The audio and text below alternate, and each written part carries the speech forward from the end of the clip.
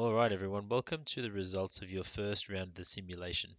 So before we do this, maybe let's just give you a little bit of context as to the simulation exercise and what it's really trying to do for you. So, look, you're pretty lucky in that a university like Newcastle University is actually really trying to help you bridge some of the link between theoretical knowledge and then real world application. So one of the key things the university always wants to do is make sure that we have future ready graduates, people that are entering into the workforce with real valuable skills. And that's what this simulation exercise is all about. Because if you think about the whole course, Financial Institutions Management, one of the key things that we're looking at is measuring and managing risk of firms operating in the financial services industry and looking at sort of tools to measure things such as interest rate risk and credit risk and liquidity risk. What's really important is in the real world, when you go into the workforce in any of these banks, they don't really think about risk just in isolation. And risk is a really, really important part. But what we do is we tend to think about it in the context of the broader organization as well. And that's what you're trying to do in this whole simulation exercise as well. So we really want you to apply and think about how some of the things that you're doing in your actual course applies to the real world. So the first thing here is let's maybe have a look at all the different teams in the market. So the first team here, NC Bank 23, not too sure what that stands for. Goldman's, think they probably want to make a bit of money. UNPB, Levitate, they want to levitate towards the top perhaps. Tells, all in capitals, it might be maybe the first letters or last letters of your first names or surnames. Unibank, and then group number 7. So now that's all the different players in your banking market. Let's take a look what happened in round number 1. All right, now the first thing was that you'll find that there was actually a lot of growth up for grabs. So home loans actually grew at 10%, business loans grew at 6%, deposits grew at 4%, and credit cards went backwards, down by 3%. Now, in terms of those losses, one thing you'll hear in the industry a lot is when they talk about small percentages, they talk in terms of basis points. So in the industry, you might hear home loan losses were 2 to 3 basis points. What that means is basically 0.02 to 0.03 of a percent. The way to think about this is often when the Reserve Bank of Australia or maybe the Fed in the US changes the interest rates, they often say they're changing it by 25 basis points, and that's 0.25 of a percent. So it's just a cleaner way of talking about very small percentages. Now, you'll notice that the losses there on home loans was 0.02 to 0.03%, or 2 to 3 basis points. Losses for business loans were 4 to 80 basis points, depending on your lending criteria. And then credit cards were 2.5%. So the question then becomes, and it links back to something which you covered when we were talking about credit risk. I think that was actually in week number 5. Okay, so you've got different types of credit risk. You've got the individual loan risks, and then you've got the loan risks at the portfolio level as well. So these numbers you're looking at here are portfolio level loan risks. Now, the losses on credit cards are way higher than home loans, significantly higher. And some of you might be wondering why that's the case. So a lot of people think maybe it's because credit cards, the economy hits them harder. But there's actually another reason, and it's because the credit card lending product is an unsecured product. So what do we mean by that? Imagine you don't pay back your home loan. What does the bank generally do? They'll come and take your house, and then they'll sell the house, they'll recover the proceeds, they'll use it to pay off the original loan, and then whatever is left over will go back to you. So the bank has security over your house. In terms of a credit card, cards, they don't really have that. If you don't pay back your credit card, there isn't really an asset there that the bank can sell. They can actually bankrupt you and they might come after you in a personal bankruptcy type situation, but often that's more headache than it's worth. So the losses on credit cards are a lot higher. Having said that, you might think then, well, why do banks even play in the credit card space? Well, the thing is, with credit cards, you generally get an interest free period. So it might be 50, 60 days, whatever it is. But when you miss your payments on that 55 free days, the interest rate that you get slugged with is about 20 to 25%. But for a home loan, the interest rate in the Australian market right now is about 5 to 6%. So you can see banks will actually charge for that risk. And that actually comes back to, if you remember, we were talking a little bit about how we charge and how we price for loans. And there was a comment there around the RAROC models. So I think that was actually maybe in one of your earlier weeks. So just have a think about that. So the risk is actually being priced into these different types of loans. It was actually in week 5 when we talked about individual credit risk characteristics for loans. Okay, so there's some important things to have a think about. When you get into round number 2, my advice to you is, why don't we actually have a look at the economic scenarios as a first thing? So I'm just going to bring up one of the teams here, for example. Okay, first thing you might want to do is go to the breaking news. Have a read of this. Okay, have a look at what's happening to those loss rates. Are they getting higher? And if those loss rates are getting higher, why are they getting higher? Is that a sign that the economy is deteriorating? Do I need to maybe take some preemptive measures against losses increasing? Or am I comfortable with those losses increasing? Do I think those losses are very small in terms of my overall business? And how do I actually know that? Well, why don't we go to our financials and let's look at our divisional profit and loss. And I'm going to look at home loans here. So here is our loss number, the loan impairment expense, 0.02%. Okay, so that looks like it's actually quite small when you think about it in the context of this overall profit and loss, because here, this is the income they're earning. So this is when people pay the interest on their home loans. This is the funding cost. So this is the cost of liabilities, this is the cost of the wholesale funding, and this is the cost of the deposit funds. So the difference between is our net interest income, or our margin. So the margin is 1.4%, and out of that whole margin, you're losing roughly 2 basis points, 0.02%, to loan impairment, to losses. So for the home loan product, those losses are very, very low at the moment. So do just have a look here when you get back into round number 2. Have a think about that economic environment. All right, let's talk a little bit about margins. So remember, what is the fundamental act of a bank? What they do is they take money at one rate and then they'll lend it out at a higher rate. And that's what this chart here represents. So down the bottom here, you can see the cost of funds. This is the cost of funding for your deposits and also your wholesale funding. Now that increased from 2.52 all the way up to 2.8%. So that's a 28 basis point increase. The black line on the top tells you what did you charge for the loans that you provided to customers. So that actually dropped. That dropped from 5.47 all the way down to 5.35. So that means what you're earning on your loans fell, but the cost of the funds that you used to provide those loans increased a lot. And that's the green piece in the middle, the margin. So as a market, we lost 40 basis points, 0.4% of margin, from 2.95 all the way down to 2.55. So why is this important? Well, as I said to you before, this is the fundamental act of a bank. You borrow money at one rate and then you lend it out at a high rate. For banks in Australia, about 80% of their overall income comes out of this act.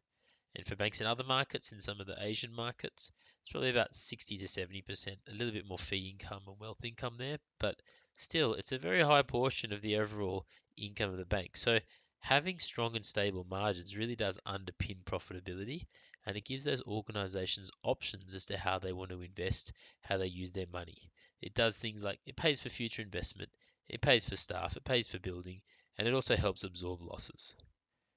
All right, let's take a look at the individual bank margins here. So with the exception of Group 7, everyone's margins went down. NC Bank was down 5, Goldman was down 5, UNPB was down 22, Levitate was down a lot, 190, Tells was down 39, and then Unibank was actually down 48. So Group 7 up 30. So perhaps that was due to some of your pricing. I won't reveal all of your secrets. All right, let's talk a little bit about business lending losses. So what you can see here in this chart is the losses from your business lending portfolio. So this year, we see losses in the range of roughly $110 million to $150 million.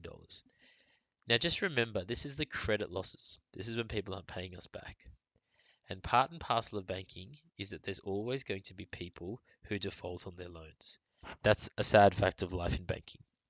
But as you discovered in week 5, we want to make sure that we understand the risks of our loans, and there's different models to do that. And we want to ask ourselves, what's the likelihood that these customers default? And if they do default, what's the loss to the bank? So what's the probability of default? What's the loss given their default? And then banks ask themselves, look, are we comfortable with lending to these people on a portfolio basis? Have we covered the risk? Have we priced appropriately for the risk? So if you see your loss numbers increasing, just ask yourself, why are those losses increasing? And sometimes those losses might be increasing, but it's not because you've done anything bad. It might just be because the business lending portfolio is getting bigger and these losses are increasing in proportion to the size of your business lending book. Or it might be an indicator that maybe you've done something to bring in or increase the riskiness of the lending product. Or maybe it's a sign that economic conditions are deteriorating. So just maybe have a discussion in your teams as to why you think your losses might have actually gone up. Okay, on the next chart, we're actually going to show you all the bank bailout. So remember, it's really important as a bank to have sufficient amounts of liquidity and funding. Okay, and remember that when banks don't get this wrong in the real world, there's some pretty big implications. So what we have to do is we have to think about having a buffer in terms of our funding. So I might just maybe bring up one of the other teams here and show you again how to think about this. So when you go into your businesses screen, you've got different prices and you can change whatever you like for different products. So on page 2 is a price and volume trade-off. When you come into this, you're going to see there's some volume estimates. Now, these estimates reflect what is going on in the market. So for home loans, the market growth rate is 11 to 13%. So you can see here the volume estimate is assuming that I'm growing at 12, which is in the middle of the range. But that assumes I'm pricing in line with the rest of the market. So when I go to my peer insights, this is a new screen you haven't seen before. You can see for each of your products how everyone else is pricing. So if I look at home loans and I look at the interest rate, I can see that in this example here, my price is 4.8 and the rest of the market is at 4.7. So I'm a little bit more expensive than the rest of the market. Levitate here, you're at 4% and the rest of the market is at 4.71. So you're very cheap, which is why you grew very, very quickly, as you can see here. But bear in mind that cost you in terms of profitability. Your profit went backwards because after you made those loans, all the costs and all the cost of funding actually ended up costing you more. So if you think, for instance, that you're going to grow very quickly, what you want to do is you want to start to change these assumptions here. So in this example, I might think I'm growing very, very fast. And I think I'm going to get some deposits to come in as well, okay, more than the rest of the market. And the way I've done that is I've actually thought, oh, well, maybe I'll increase my deposit pricing to generate a bit more attractiveness in my deposit product, okay? Um, in that instance, it all flows through to Treasury. So remember, in a bank, you need to make sure you have enough funding. So in this example here, this is assuming we're growing at 19% and that our deposits are coming in at 9%. So all of this lending is going out the door and then we're getting some deposits to fund that. But we need to solve the gap. We need this wholesale funding. So what you want to do is click on that little blue box and start raising funding. And basically, maybe you want to target here around about 10% of your deposits as funding. So think of that as a little bit of a liquidity requirement. You don't have to keep this number, but it will probably just keep you safe and make sure you don't get an emergency loan from the Reserve Bank. So if you hit OK, you can see now we've got about $17 billion of cash, which is roughly 10% of our deposits. The way we got that cash was we raised a lot of wholesale funding, and the more wholesale funding we raise, the more cash we're going to hold. So just think back to some of the things you're talking about in week 8, liquidity risk. So we want to make sure that we have enough liquidity so that if these people, these depositors need their money, we can give them the money back quickly. But that comes at a cost because holding cash is a low yielding instrument. The banks put it on low yielding investments. So have a look what happens to my margin as we raise more and more and more cash. You can see how my margin starts to fall. So this is the challenge for all banks. They want to hold enough cash to be strong and make sure they've got enough cash for the depositors, but not so much that it really destroys profitability. So in this example here, we might put just sort of, I'm going to maybe rule of thumb here, approximately 10%. Approximately 10% of our deposits as cash. Now we've probably got enough cash to be strong, but not so much that's actually really destroying our margins. Okay. And if you want, you can have a think about the funding profile. So remember, you can lock all your funding in for 5 years. So there's some trade-offs here. You got to think about interest rate risk here as well. But if you lock your funding in for 5 years, you're not touching that funding for 5 years. That means that if market rates get more expensive next year, you'll be happy because you locked in the funding at a cheaper rate.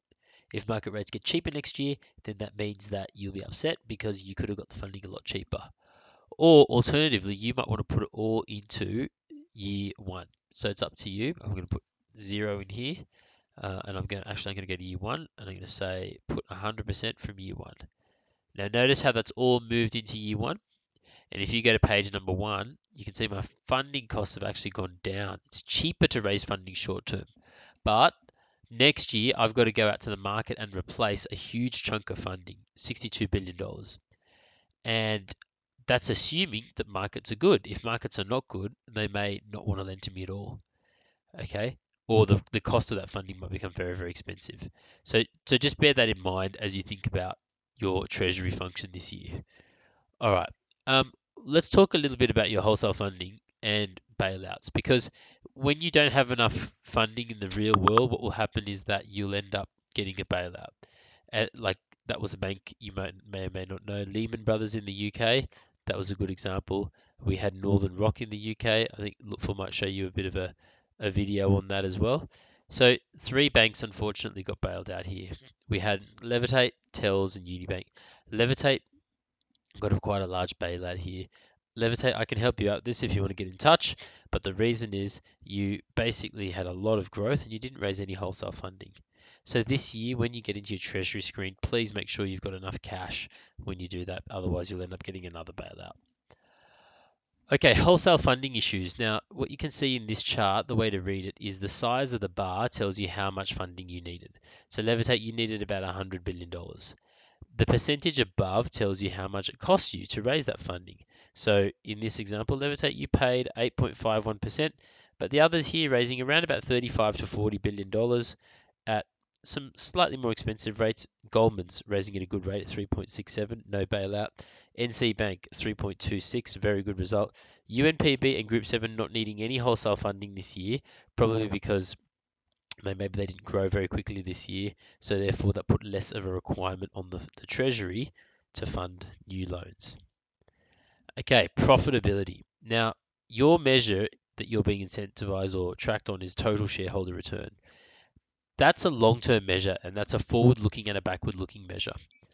But net profit after tax is a spot measure. So the way to read this chart is that in the last 12 months, the size of the bar tells us how much profit we generated. Group 7 generated 3.5 billion, Goldman's 3.2, all the way down here we see Levitate, you raised a very little amount. The percentage is in the middle. Okay, now remember in week number 5 we talked about the different ways in which banks can judge the profitability of a loan, and we talked a little bit about the RAROC model. The return on equity is a similar concept, so it's a very important measure for banks. Return on equity is important because banks are regulated and they need to hold capital or equity. And so return on equity is a short-term number that tells you how much profit am I generating for the capital that I need to hold. And so this is really an efficiency measure. Banks that can generate much higher returns on equity, that indicates that they can deploy shareholders' funds much more effectively than a bank who can't. So at the moment, the return on equities are still pretty good. I think in the real world, most banks would love to have return on equities to this extent. So think about all of those things that drive return on equity. So it's the different levels of losses. It's a different level of cost in each of the products. It's the different margins and it's the different capital intensities. Because remember, different products have different capital intensities. All right, let's get into our big 2 measures. Now, 40% of your overall score was customer satisfaction. So at the end of round number 1, in first place for customer satisfaction, well done, Levitate. Your customers love you. UNPB in second place, and then Group 7 in third place. And then some of the others may be flatlining a little bit. So why this is important in the real world, and banks are obsessed with this, is because those happy customers are less likely to leave, and the less pressure that puts on banks to pick up new customers just to stay still or even to grow. And it's cheaper for a bank to keep a customer than it is to acquire a new one. All right, and shareholder returns. Now, there's a lot that goes into this. So, as I said to you before, you're building banks, and this is a forward-looking measure too. So, it's assuming that the bank you build will maintain and be optimally managed in the future. So, if you disappoint, you'll find your shareholders' returns will fall quite significantly. So, at the end of round number one, well done. NC Bank number 23 in first place, UNPB in second place, and then Group 7 in third. And then a little bit of a down hit there from Levitate. Look, Levitate, you need to refinance or get back that funding. It will cost you, but you can definitely get back up on your feet. So at the end of round number one, this tells you the average or the weighted ranking for everyone. Being higher is better, being lower means you got a lower ranking. We have UNPB in first place, NC Bank in second, and then Group 7 in third place. So well done to all of you. And then not far behind them, Unibank and then Levitate. All right, you might be sitting there thinking, what can I do to improve my score? And this year you have the ability to acquire a neobank. So it has great brand and amazing momentum. The parent company can no longer continue to support the neobank. So what they want to do is sell off 100% of it. So the neobank will go to the highest bidder. Only one of you can take the neobank home. So we haven't really covered some other types of risk, but I want you to think about this bank when you get in. So I'm actually going to share my screen, and in the CEO's interface, you'll see there's a little button that says bid. Okay, so the first thing I encourage you is read the spiel, and ask yourself, do you want to buy the bank? You don't have to if you don't want to, but if you do, you don't have to do any valuation maths or anything like that. Just go to the second page. Now, the neobank is forecast to grow between 20 and 30%. Now, you need to choose where you think it might grow. Often these things overpromise and underdeliver, so 30% might be a little bit high. Let's just assume 25 for argument's sake. Now, what's the discount rate that I need? Well, right now, this bank here, your current shareholder return is 11.87%, meaning your shareholders are earning nearly 12% investing in a boring retail Australian bank. What kind of return are they going to need to give you the capital to buy something which is a little bit off strategy, a little bit risky in some ways, a little bit speculative? 12% is not going to cut it. They might need high teens, 18, 19, maybe even 20. So just find where the return that you like is, find where that intersects with the growth, click on that, and this is only in the CEO's interface. That's going to come in as your bid. If you want to, you can change that. You can change that to, as much as you like or as little as you like. I've put a huge bid in here, which is going to actually destroy value, or somebody might put it in for $1. And in that instance, it's giving them a great return. They're probably not going to get it because the PC banks also bid, and they might get it before you. So just bear that in mind. That's a new thing for you to think about this year. Okay, this year we're going to ask you to change CEO. So if you were the CEO last year, when you get into the interface, you'll see a screen that looks a little bit like this. Click appoint new CEO. You get a list of everyone in your team. Choose the person you want to promote. Hit OK. That person will get a pop-up box asking, do you want to accept your promotion? And of course you will. Otherwise you don't get the pay rise. Okay, we are moving into round number 2 of the economic environment.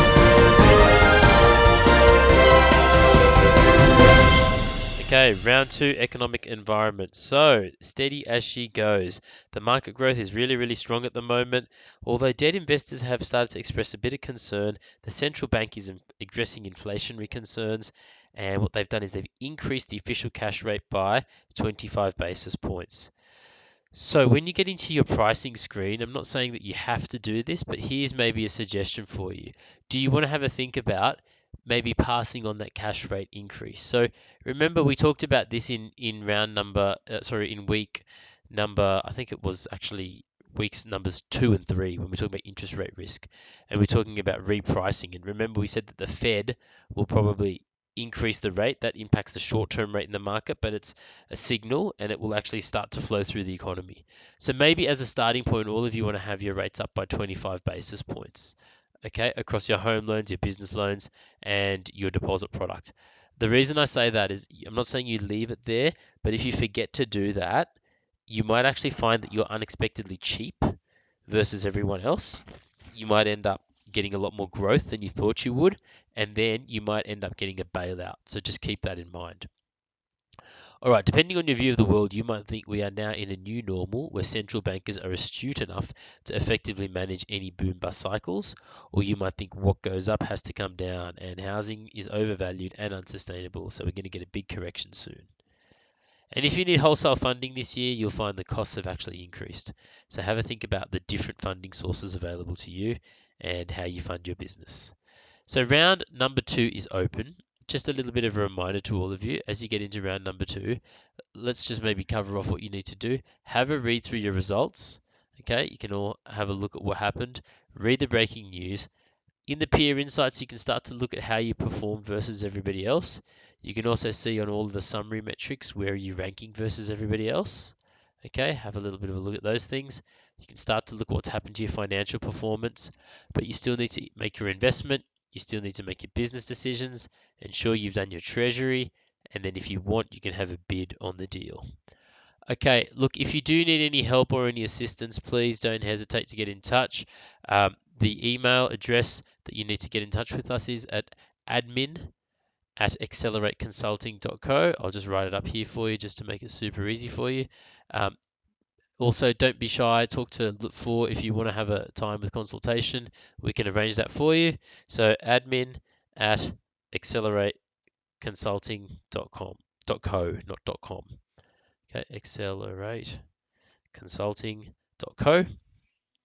Okay, I'll make that quite big so you can all see that. And please make sure you speak to us. We'd love to give you a little bit more context about what's going on and how you can use this knowledge to drive better outcomes for yourself and also for your team when you're doing the simulation activity. All right, all the best. Have some fun. Make sure you do enjoy the experience. Do test things out, learn. That's what this is all about. You're not really blowing up real banks. So please make sure you get some good learnings from this. All the best and speak to you next week.